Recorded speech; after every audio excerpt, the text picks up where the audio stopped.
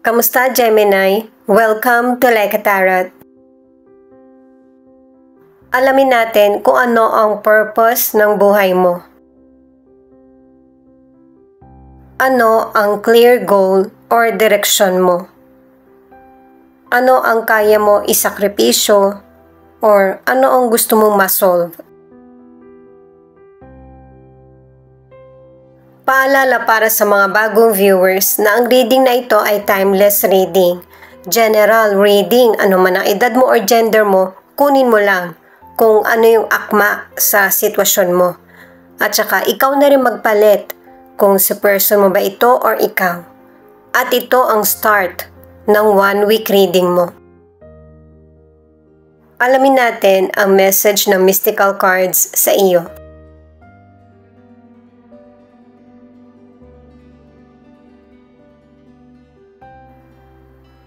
Unti-unti mo nang nare-realize na yung mga hadlang, trials na nangyari sa buhay mo ay lesson na para patungo sa dapat mong tahakin na landas, lalo na sa pagmamahal. Maybe patungkol ito sa family mo or sa person na sobra mong minahal.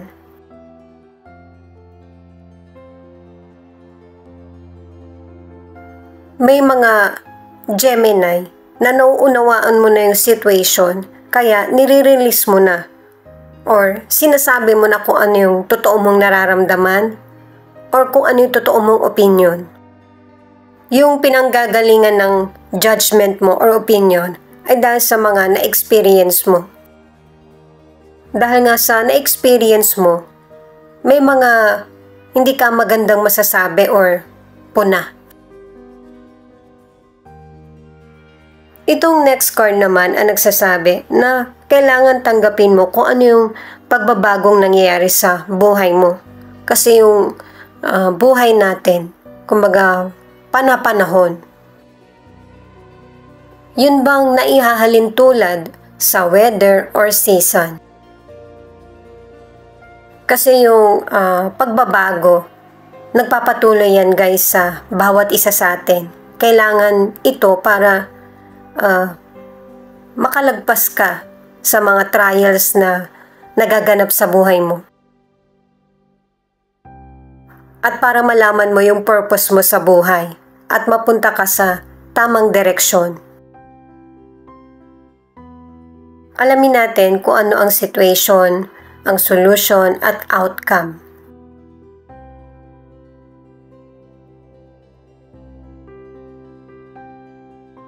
Ten of Pentacles, 5 of Wands, 6 of Cups. Pinapakita sa cards na ito na nagkakaroon ng tensyon pagdating sa financial. Pwedeng pamana, ari-arian ng pamilya. Ang ilan naman yung kakulangan sa financial ang pinapakitang problem. Mahirap man itong gawin, kailangan makipag-negotiate sa family or sa person. At saka may ilan na na-meet mo ulit yung past person mo or karibal mo sa school or sa love. At ang advice ng cards ay i-let go yung mga maliit na bagay na hindi naman kailangan pagtalunan. Para mas magiging maganda yung daloy ng buhay. Sa career o negosyo, ang ilan sa inyo na ipapamana sa iyo ng family mo or ng boss mo yung posisyon. Dahil sa nakikita sa iyong kasipagan, determinasyon na gusto mo yung ginagawa mo. Yun nga lang, may ilang person natutol sa ganitong desisyon ng boss mo or ng family. Pero kahit ganito yung situation, nakakakuha ka pa rin ng suporta mula sa person mo, sa kaibigan or ibang kasamahan sa trabaho. Ang ilang single, akala mo ay na-meet mo na yung potential person na pwede mong makarelasyon. Pero ang dami mong karibal sa kanya. Kaya ang ilang single, naaalala mo kung ano yung nangyari sa past. Pero kahit ganito yung sitwasyon, hindi mo pinapahalata yung issue sa iyo. At maganda pa rin yung pakikitungo mo sa potential person. Ang ilan sa relationship, maganda ang samahan nyo ng person mo. Kaya lang may family o kaya ibang tao na sumisira nito.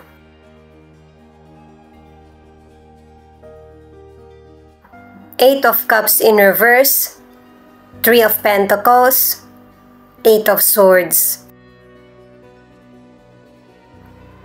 Pinapakita pa rin dito sa card sa solution ay yung pagtatalo.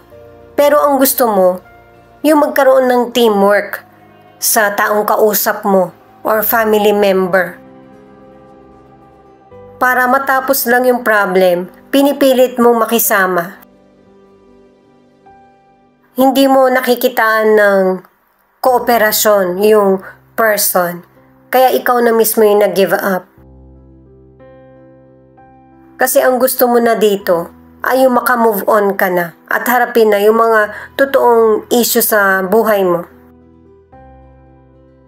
Para sa financial, napakalaking tulong ng advice ng mga taong totoong nagmamalasakit sa iyo. At saka gaganda ang takbo ng financial sa iyo kung mag-e-effort ka. At saka palitan na rin yung maling akala na wala kang swerte. Lagi mong iisipin na sinuswerte ka at yun ang darating. Maraming option para sa iyo na madagdagan ang kita mo. May mga talent ka at abilidad na magagamit mo. Matuto kang makiramdam. Lahat kasi ng nangyayari sa buhay natin, good or bad man, ay connected. Para sa ilang single, malaki yung tsansa na makamit ka ng potential person na seseryosohin ka. Pero inuulit-ulit na kailangan magko-commit ka sa relationship kasi kung hindi, walang relasyon na magtatagal. Kasi mararamdaman ng person na iba yung nasa isip mo kahit kasama mo siya. Kaya magkukusa yung person na hindi na makakonect sa iyo. Ang ilan sa inyo sa relasyon, anuman ang gender ng person mo, meron kayong pagtatalo o hindi na pagkakasunduan pero nag-i-stay ka pa rin sa relasyon. Sinisikap mo na tanggapin kung ano yung kahinaan ng person mo o kung ano yung gusto niya. Three of Swords, Four of Pentacles, the Temperance. Itong mga cards na ito sa outcome, may mga person na yung bang dinadramahan ka, na sinasabi sa'yo, kawawa sila, wala silang ganito, wala silang ganyan. Pero nami-maintain yung stability sa buhay. Pwedeng nakikita mo sa social media or nakikita mo mismo sa kanya na mukha namang hindi siya nahihirapan. At katulad na sinabi sa mystical cards, may kanya-kanya tayong panahon. Na kung para sa iyo ang tamang balanse, ang kasaganaan, sa'yo talaga ibibigay kasi panahon mo ito. At klaro na sa isip mo kung ano yung mga hakbang mong gagawin or kung ano yung purpose mo sa buhay dahil sa mga taong mahirap pakisamahan, family member man, person mo, or ibang tao. Ang ilan sa inyo sa kalusugan, huwag mong baliwalain kung ano yung mga health issues sa iyo. Ang ilan sa inyo, meron kang health issues, hindi mo to pinapansin. Kasi hindi naman siya nagpapatuloy. O kaya natitiis mo, kaya pinapabayaan mo, pero hindi to nakakabuti sa iyo. Pahalagahan yung buhay, lalo na't iisa lang. Marami ka pang dapat gawin. Ang iba naman ay magkakaroon ka ng bagong energy. Meron ka ng emotional balance, kaya napapanatili mo yung pagkakaroon ng magandang kalusugan.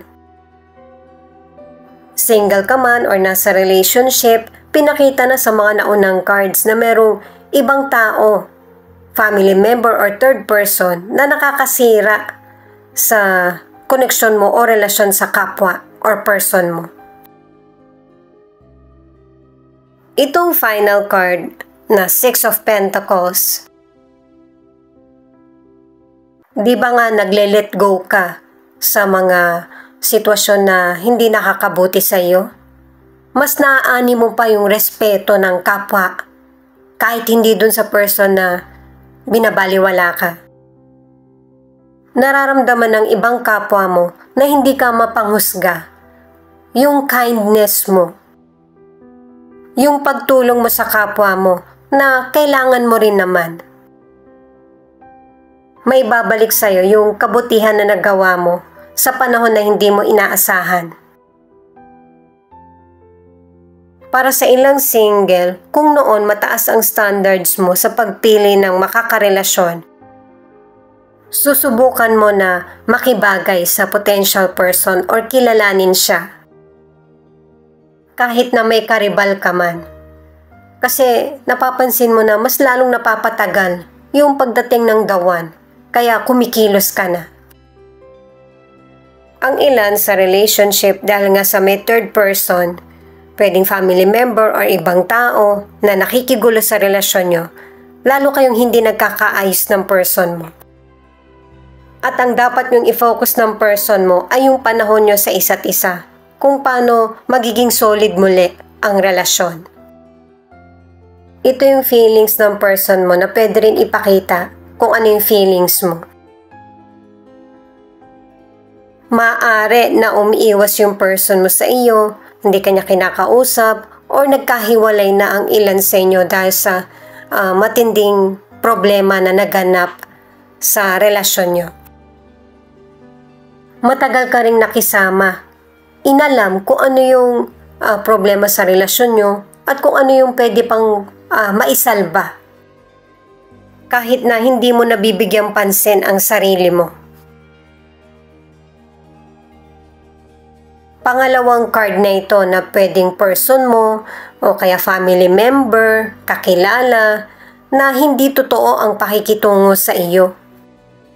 Kahit magmaskara pa itong person na ito, hindi pa rin niya maitatago yung totoong siya. At saka, hindi ka nagkakaroon ng klarong desisyon kasi dahil na rin sa mga tao sa paligid mo or person mo. Gusto mong unawain or mag-move on pero hindi mo alam kung ito ba yung tama. Nakadalawang cards ka na maybe ikaw ito or yung person mo na hinahayaan mo na lang yung situation. Kasi ang gusto mo ay yung mag-move on na. Yung matapos na yung chapter na matagal nyo nang pinag-uusapan or pinagtatalunan.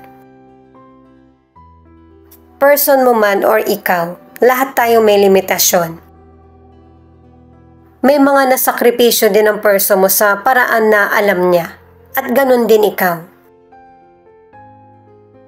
Hindi man ito mangyari ngayon, pero soon, makakarinig ka ng apology o kaya yung makakapag-usap kayo muli nung person na nakahidwaan mo. Pwedeng karelasyon mo or family member, kakilala, or kaibigan. Bukod sa apology, may mga ilang Gemini na gusto mo haluan na rin itong apology na ito ng sincerity. Kasi nakailang cards ka na para sa release, let go, move on. Ayaw ng ilang Gemini yung paulit-ulit, paligoy-ligoy, at yung nahihirapan yung pakiramdam mo or sitwasyon.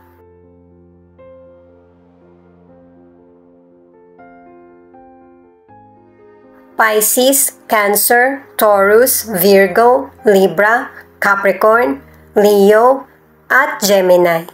Ito yung ilan sa 12 zodiac sign na nangunguna sa reading na ito. Ito naman yung mga letra na posibleng andito yung letra ng pangalan ng person mo or letra ng pangalan mo. J, N, Y, P, Z, S, H.